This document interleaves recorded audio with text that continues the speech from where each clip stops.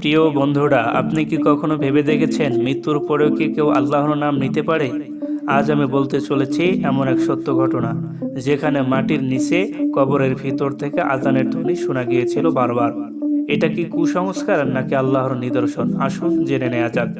এই ঘটনা ঘটেছে 2005 সালে সিরিয়ার এক ছোট্ট শহরে।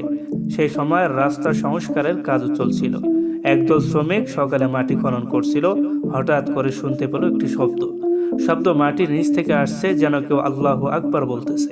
প্রথমে সবাই ভয় পেয়ে কাজ বন্ধ করে দিল। প্রায় 5 মিনিট পর আবারও যেন কেউ শব্দ করতেছে। এবার শব্দ এলো, আশহাদু আল্লাহ ইলাহা ইল্লাল্লাহ। অনেকে দৌড়ে এসে বলল, অবশ্যই কেউ ওখানে জীবিত আছে। পুলিশ ও স্থানীয় ইমাম সবাই এলো ঘটনাস্থলে।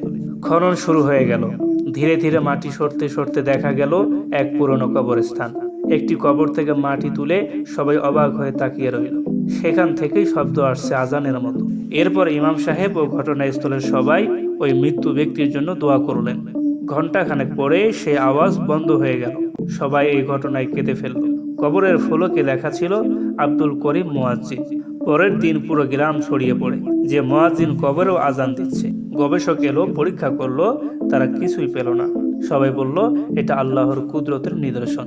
প্রিয় বন্ধুরা, নতুন নতুন অদ্ভুত রহস্য জানতে আমাদের চ্যানেলটি সাবস্ক্রাইব করে পাশেই থাকুন।